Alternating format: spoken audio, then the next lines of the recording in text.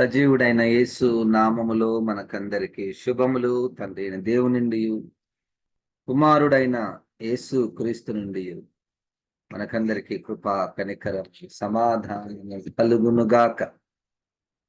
ఆయన కృప ఉన్నంత వరకే మనకు రక్షణ, ఆయన కనికరం ఉన్నంత వరకే మనకు పాప క్షమాపణ, ఆయన సమాధానం ఉన్నంత వరకే మనకు పరలోక సంతోషము. దేవునికి స్తోత్రం. నిర్గమాకాండము 19వ అధ్యాయము 8వ వచనం. 8, 9 వచనాలను చదువుకుందాము. నిర్గమాకాండము 19వ అధ్యాయము 8, 9. అందుకు ప్రజలందరూ యెహోవా చెప్పినదంతయు చేసేదమని ఏకముగా ఉత్తరమిచ్చిరి. అప్పుడు మోషే తిరిగి వెళ్లి ప్రజల మాటలను యెహోవాకు తెలియజేశాను. యెహోవా మోషేతో, ఇదిగో నేను నీతో మాట్లాడినప్పుడు ప్రజలు విని నిరంతరము నీ యందు నమ్మిక ఉంచున్నట్లు నేను కారు మబ్బులలో నీ యొద్దకు వచ్చేదనని చెప్పాను. మోషే ప్రజల మాటలను యెహోవాతో చెప్పగా 8వ వచనము చివరి భాగము 9వ వచనము చివరి భాగములో మోషే ప్రజల మాటలను యెహోవాతో చెప్పగా, భక్తుడైన, పరిశుద్ధుడైన, ప్రవక్త అయిన, నమ్మకమైన వాడైనటువంటి మోషే గారు ఈనాటి క్రైస్తవ నాయకత్వానికి ఒక మాదిరికరమైనటువంటి గుర్తుగా, సూచనగా ఆయన ఉన్నాడు. హల్లెలూయా. పాత నిబంధనలో దేవుని ప్రజలను నడిపించుటకు ఎన్నుకొనబడినటువంటి గొప్ప నాయకుడు మోషే గారు ఈనాటి నాయకులకు, స్త్రీలైన, పురుషులైన, యవ్వనస్తులైన, చిన్న పరిచర్య అయినా, పెద్ద పరిచర్య అయినా, ప్రత్యక్షంగానైనా, పరోక్షంగానైనా నాయకులు ఇట్టి వాక్యాల నుండి కొన్ని పాఠాలను నేర్చుకోవాలి, నాతో సహా. ఈ 2 వచనాలలో చివరి భాగములో మోషే గారు ప్రజల మాటలను యెహోవాకు తెలియచేశారు. దాన్నే సులువుగా ప్రజల కొరకు ప్రార్థన చేశాను. ఈ రెండిటికి డిఫరెన్స్ ఎంత బాగుందంటే చూడండి, ప్రజల కొరకు ప్రార్థన చేయుట, ప్రజల మాటలను దేవునికి చేరవేయుట. ప్రజల మాటలను యెహోవాకు తెలియచేసెను అనగా వారి ప్రతిస్పందనను,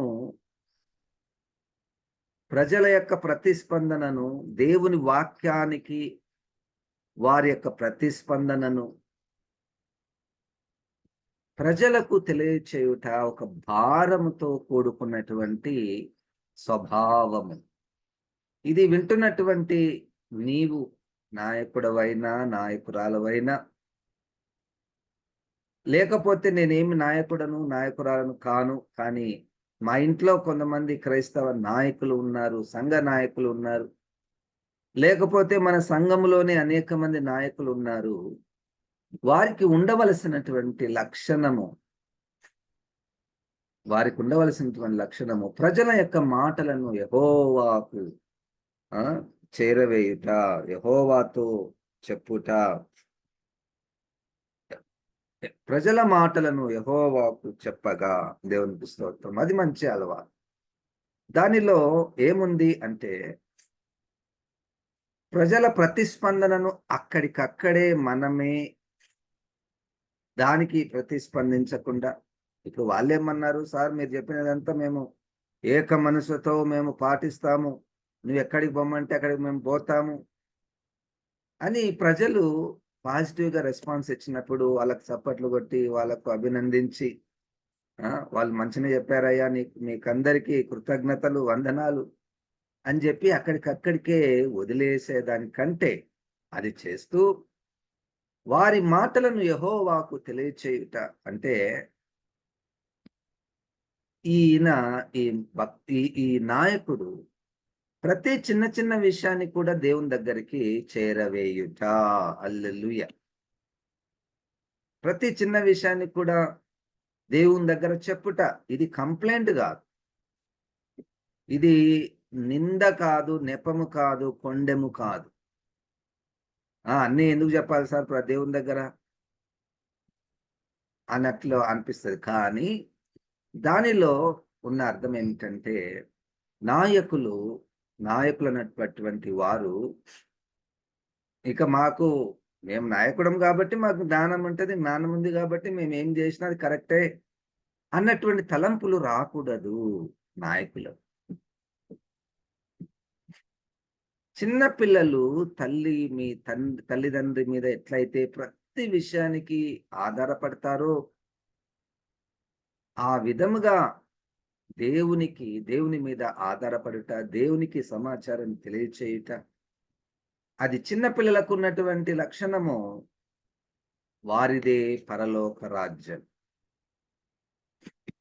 చూడండి, ఆ లక్షణం మనము కలిగి ఉండటం మంచిది చేరవేయుటలో. నంబర్ 1. నంబర్ 2, ఈ ప్రజల యొక్క మాటలను దేవునికి చేరవేయుటలో ఇంకా దేవుడు ఏదైనా సమాచారము, సందేశము, ప్రత్యక్షతను, ఆజ్ఞను, వాగ్దానాన్ని ఇస్తాడేమో. అది ఒక ఆలోచన.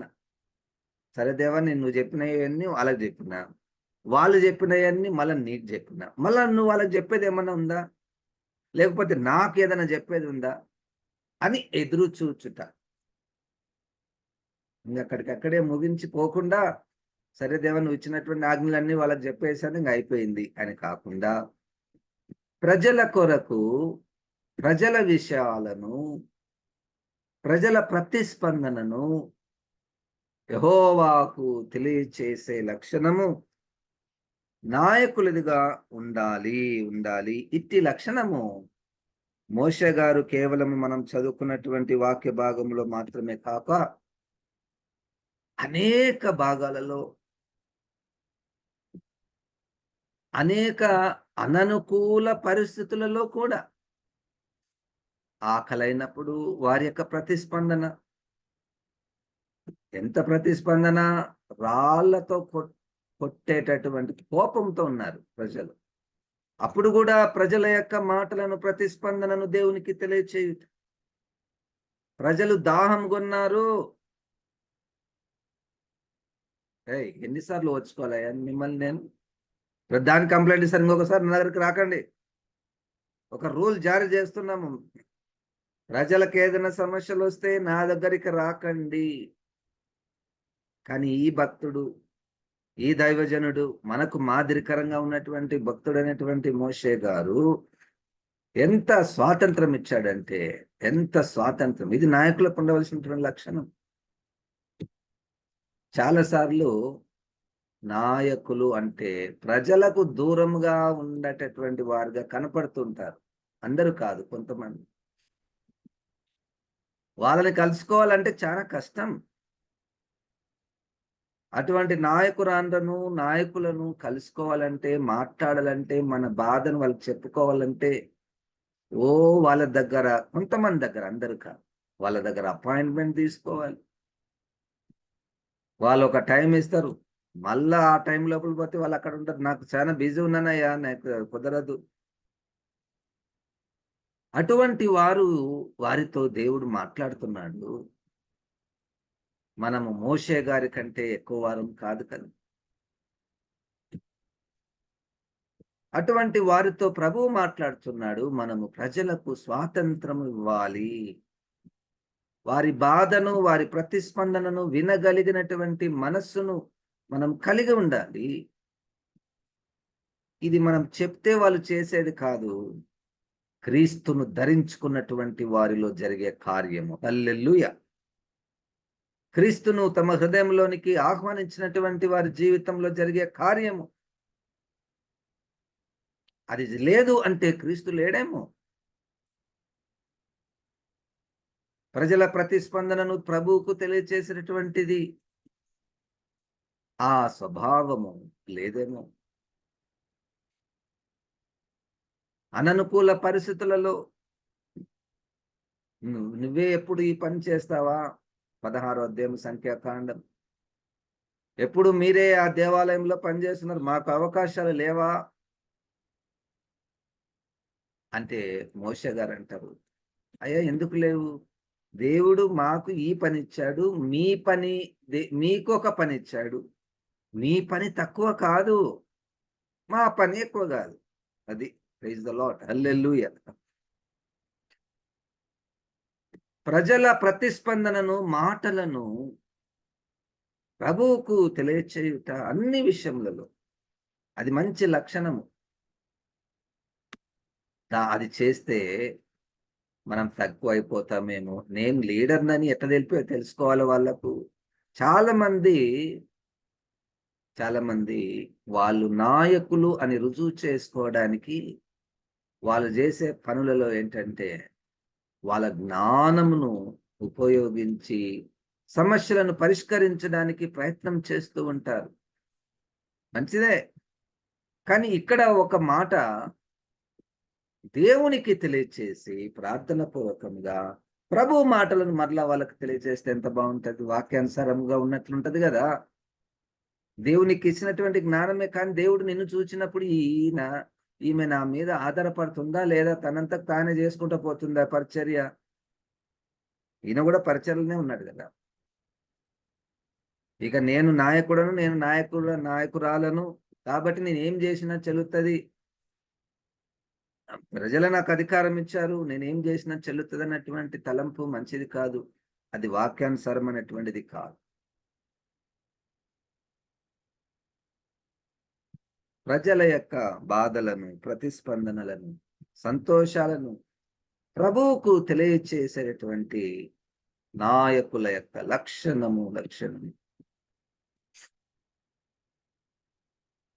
17వ అధ్యాయం యోహాను సువార్తలో, ఇదిగో రాబోయే నాలాంటి ప్రవక్త మీ కొరకు పుట్టును అన్నటువంటి యేసుక్రీస్తు, హల్లెలూయా. యేసుక్రీస్తు కూడా ప్రజల యొక్క ప్రతిస్పందన, శిష్యుల యొక్క ప్రతిస్పందన, అయ్యా నువ్వు నాకు ఇచ్చినటువంటి వారిని నేను కాపాడి తిని, వారు వాక్యము విని ఉన్నారు, వారు వాక్యమును గ్రహించి ఉన్నారు గనుక నేను నీవు ఎలాగూ ఏకమై ఉన్నామో వారిని కూడా ఐక్యపరచు, వారిని కూడా మనలో ఐక్యపరచు. నేను లోకం కొరకు ప్రార్థన చేయుట లేదు అంటే, యేసుక్రీస్తు ఆ శిష్యుల కొరకు, శిష్యుల ప్రతిస్పందనను దేవునికి తెలియచేయుట. ఎవరైనా ఇది ఈ ఈ ఈ లక్షణము కలిగి ఉండటం మంచిది. ఇప్పుడు మన సహోదరి హాస్పిటల్లో ఉన్నారు, ఇంకొక సహోదరుడు హాస్పిటల్లో ఉన్నారు. వారి విషయము, వాళ్ళ స్థితిని ప్రభువుకు తెలియచేయుట, దాన్ని మనం ప్రార్థన అంటాం. దాన్నే మనము ప్రార్థన అంటాం. వారి కొరకు ప్రార్థన చేయుట మంచిది, వాక్యానుసారం అనేటువంటిది. అది మనం చెప్తే చేసినటువంటి దానికంటే ఆమె ఇన్ని రోజులు రోజు మనకు కనపడేది కదా జూమ్‌లో, ఎట్లా ఉందో. కనీసం ఫోన్ అని చేసింటే బాగుంటుండే. పోలేని పరిస్థితి సార్, చాలా దూరం ఎండలున్నాయి. ఫోన్ చేసి అమ్మ ఎట్లా ఉన్నారు అనేది మనసులో పుట్టిందా లేదా నాకు తెలియదు.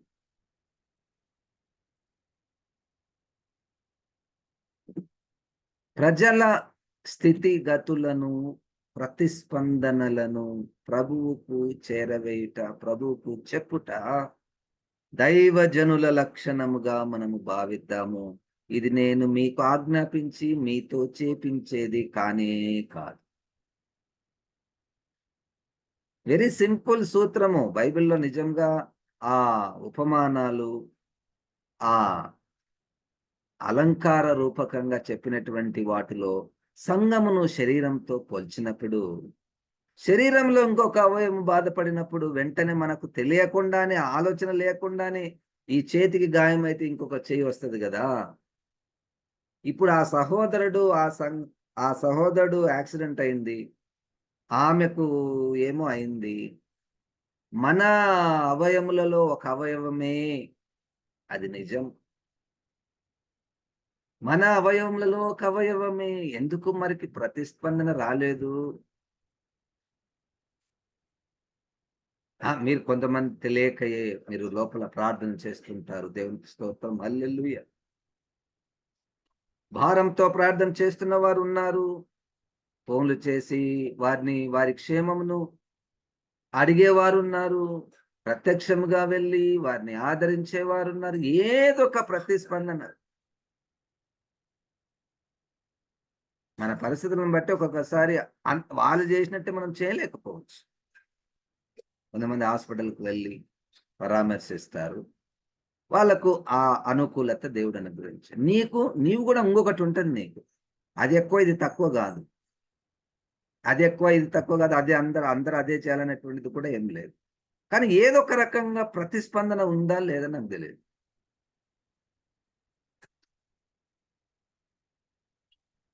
మరి క్రీస్తు మనసు ఎట్లా ఉంటుందో, క్రీస్తయితే అట్టివారి విషయమై కన్నీరు విడిచెను. క్రీస్తయితే. అదే క్రీస్తు నాలో ఉంటే, అదే క్రీస్తు నాలో ఉంటే నా ప్రతిస్పందన ఏంటో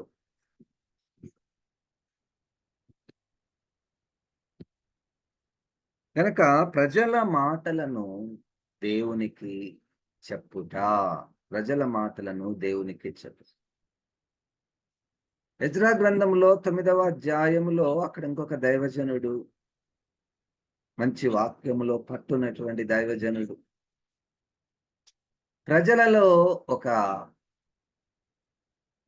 అననుకూలమైన కార్యము జరుగుతది. అప్పుడు వారి విషయము దేవుని దగ్గరికి ఆయన తీసుకొని వెళ్ళే క్రమములో ఆయన ఎంచు ఆయన ఎట్లా వెళ్ళాడు చూడండి. దేవుని దగ్గరికి ఎట్లా వెళ్ళాడో చూడండి. 9వ అధ్యాయం ఎజ్రా గ్రంథము 9వ అధ్యాయము. అమ్మో! ఇది చాలా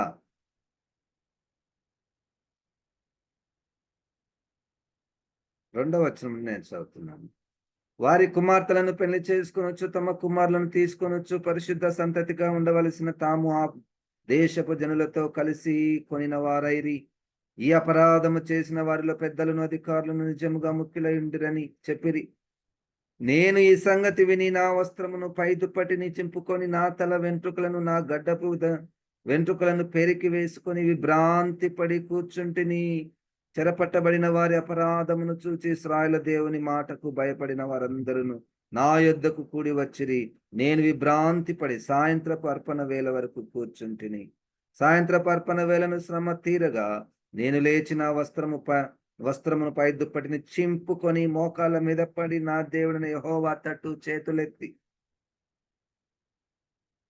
ఇంత అవసరమా? ప్రజల యొక్క ప్రతిస్పందనను, ప్రజల యొక్క స్థితిగతులను దేవునికి చేరవేయడంలో చాలా స్థాయిలు ఉంటాయి గదా! స్థాయిలు. ఒక్కొక్కసారి మనం కేవలం సమాచారం పోస్ట్ మ్యాన్‌కి ఏమి ఎఫెక్ట్ గాదు. ఆ ఉత్తరంలో ఏ సమాచారం ఉండని సావైనా, బ్రతుకైనా, అవమానమైన ఉత్తరములో ఏమున్నా గాని పోస్ట్ మ్యాన్‌కి అవసరమే లేదు. ఎన్ని బూతులు తిట్టి రాసినా జస్ట్ అది తీసుకొని పోయి అవతల వ్యక్తికి ఇచ్చేసి ఈయన హ్యాపీగా ఉంటాడు. ఎంత సంతోషంతో ఒక కుమారుడు తండ్రికి రాసినటువంటి ఉత్తరమైన కన్నీటితో రాస్తుంటారు. రక్తము పెట్టి రాస్తూ ఉంటారు కొంతమంది. కానీ పోస్ట్ మ్యాన్‌కి మాత్రము ఓన్లీ అది తీసుకొని పోయి ఆడ చెప్తారు. ఆడిచ్చేస్తారు. ఒక్కొక్కసారి అట్లా కూడా మనం చేస్తున్నాం. ప్రభా ఆమె ఎవరో బాగాలేదంటే ఆమెను బాగు చెయ్యి. ఆయన ఎవరో బాగలేదంటే ఆయనను చెయ్యి. ప్రభా ఆ సంఘంలో అంత అపవిత్రమైన కార్యాలు జరుగుతున్నాయంట చూడు.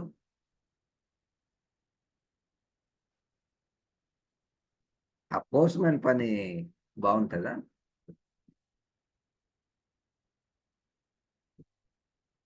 ప్రార్థన చేయుటలో ఎన్నో రకాలు. కానీ ప్రభువుకు యుక్తమైనటువంటి ప్రార్థన ఈరోజు మనతో దేవుడు మాట్లాడుతున్నాడు. అది మనం ప్రాక్టీస్ చేసేది కాదు. ఆహా! బైబిల్‌లో ఎజ్రా గారు ఇట్లా ప్రార్థన చేశారా? అయితే నేను కూడా ఇట్లనే ప్రార్థన చేస్తా. నో. పరిశుద్ధాత్మ దేవుడు మొట్టమొదటగా మనము ప్రార్థన చేసే విషయంలో మనకు భారమును పుట్టించుతాడు. 8:26 రోమా పత్రికలో ఉచ్చరింప శక్యము కాని మాటలు మన హృదయములో భారములో ఉంటాయి అవి. మన హృదయ భారములో అవతల వ్యక్తి పట్ల లేకపోతే ఆ స్థితి పట్ల మనకున్నటువంటి ఆ భారము అంతే ఇంక. నువ్వు మాట మాట్లాడేది కాదు ఇక్కడ ప్రశ్న. ఆ భారం నిన్ను ఎట్లా నడిపిస్తదో, పరిగెత్తిస్తదో, బూడిద వేసుకొనిస్తదో, ఉపవాసం ఉండనిస్తదో, నాకెందుకో ఈరోజు తినబుద్దయితలేదు సార్. ఎందుకంటే ఆ వ్యక్తి మరణ పడకలో ఉన్నాడు. ఇంటికి పోబుద్దయితలేదు. ఏదేదో ఫంక్షన్స్ అంట. ఆ ఫంక్షన్‌లకు రాబుద్దయితలేదు. ఎందుకంటే ఈ వ్యక్తి సావు బతుకులలో ఉన్నాడు.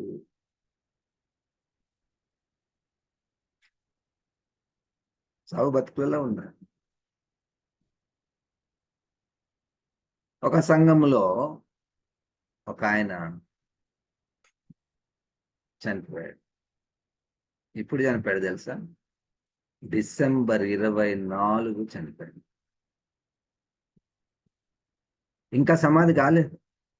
ఎప్పుడు సమాధి తెలుసా? డిసెంబర్ 25. ఇంకా చూడండి. ఒకవైపు ఏమో అందరూ సంతోషము, సెలబ్రేషను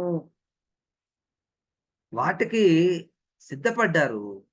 కానీ ఆ సంఘములో ఒక వ్యక్తి చనిపోయాడు.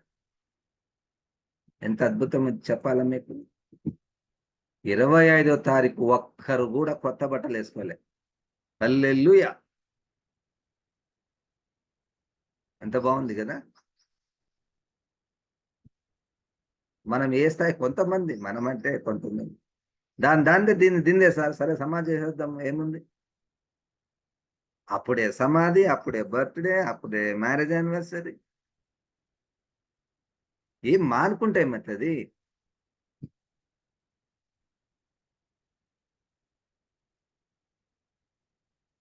ఇవన్నీ మనలో మారు మనస్సు క్రీస్తుతో వస్తుంది. విచిత్రం మనల్ని ఏది కట్టేస్తది తెలుసా? సంప్రదాయాలు కట్టేస్తాయి. నోరెత్తనీయవు. ఒకసారి అనిపించినా అరెరెరే! ఇంత ఒక మరణమే ఇప్పుడు మరణించారు ఒకరు. నాకిది ఇది ఇది నేను చేయలేనంటే ట్రెడిషన్ వచ్చాయి. ఇప్పుడు అందరు ప్రకటనలు స్టార్ట్ అయితాయి ఇంక. సాయంకాలం మన సంఘంలో కల్చరల్ ప్రోగ్రామ్స్ ఉన్నాయి. దయచేసి రండి. అందరూ రండి. డ్రెస్సులేసుకొని రండి. డాన్స్‌లెయ్యండి. ఆడ ఇంట్లో శవం ఉంటది. మన సంఘస్థుందే. ఆ శవాన్ని వాళ్ళు పోయి చూసుకుంటారులే. వాళ్ళు పోయి పాతిపెట్టుకుంటారులే. మనమైతే రండి డాన్స్‌లేద్దాం.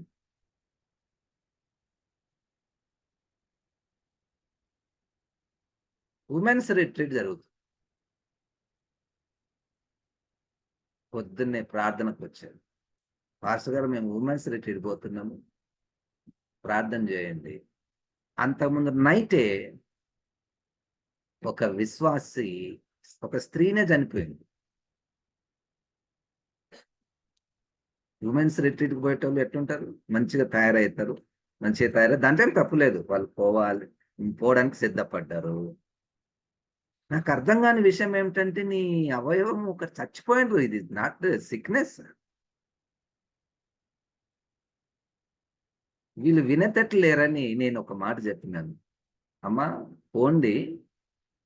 ఫస్ట్ ఈమె కాడికి పోయి, అక్కడ పోయి కొద్దిసేపు ఉండి ప్రార్థన చేసి పోండి అని చెప్పి. అసలు యాక్చువల్‌గా పోకూడదు. పోకూడదు. వీళ్ళు అంతా రెడీ అయ్యి వచ్చారు. పోండి అంటే, ఇప్పుడు కదలేను సార్ అన్నారు. అమ్మో! ఏ క్రైస్తవులు వీళ్ళు? ఇప్పుడు వాళ్ళు అక్కడ పోయి వీళ్ళు మాట్లాడుకుంటున్నారు. మనం ఇప్పుడు బైబిల్ క్విజ్ ఉంది అక్కడ. మనం బైబిల్ క్విజ్‌లో పాల్గొనాలి. పాటల పోటీ ఆంధ్ర క్రైస్తవ కీర్తనలో ఒక పాట పాడాలంటే ఎవరెవరు పాటలు పాడాలి? ఎవరెవరు వాక్యం చదువుకోవాలి? అక్కడ వాక్యం పెద్ద స్పీకర్ వస్తాడు.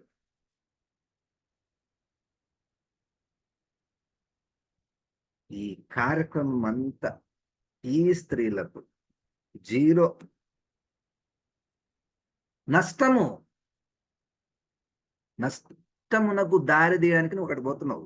నువ్వు అనుకుంటావు కార్యక్రమం అటెండ్ అయితే ఆశీర్వాదం అనుకుంటావు. నిజంగానే క్రీస్తు నామములో మనము కూడికలు పెట్టుకోవాలి, ఆశీర్వాదమే కదా. కాదు, నీకు నష్టమవుతుంది అది. ఎందుకు? నీకు సెన్సిటివ్ అనేటువంటిది లేదు, పోయింది.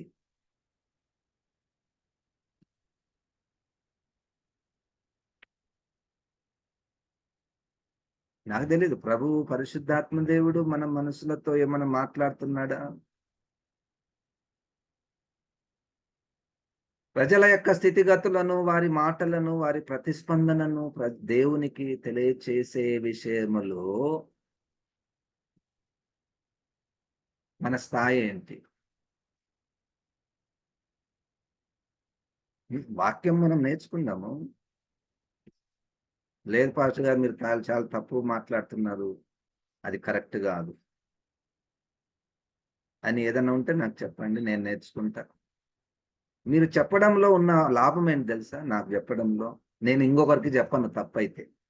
అది కొంచెం మొహమాటమైన కష్టం అనిపిస్తుంది. ఆ పాస్టర్ గారికి మనం ఏం చెప్తున్నాం అబ్బా, ఆయనకు తెలియదా, వాక్యం తెలియదా, మరి అట్టట చెప్తాడు. అయినా చెప్పండి. ఎందుకంటే మీరు చెప్పడం ద్వారా ఆ తప్పు విషయాన్ని నేను ఇతరులకు చెప్పకుండా మానుకుంటాను.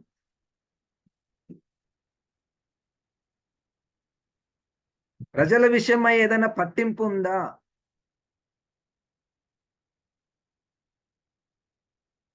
ప్రజల బాధలను, శ్రమలను, తప్పిదాలను, వాళ్ళ యొక్క ప్రతిస్పందన పాజిటివ్ అయినా, నెగెటివ్ అయినా ప్రభువుకు తెలియచేసినటువంటి విషయంలో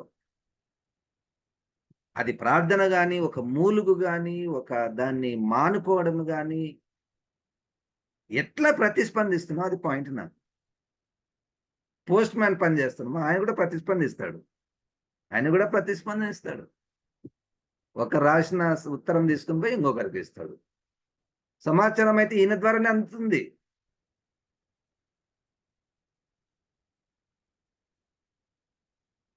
ఏం చేద్దాం? ఇదిగో క్రీస్తును మనము అన్నిటికీ సూత్రము, పరిష్కారము, ఆయుధము యేసు క్రీస్తు. హల్లెలూయా. ఆత్మదేవుడు యేసు క్రీస్తుని మన హృదయములో ఉంచునుగా. యేసుక్రీస్తు మాటలన్నీ మన హృదయములలో పరిశుద్ధాత్మ దేవుడు 3వ అధ్యాయం 2 కొరింథీయులకు రాసిన పత్రికలో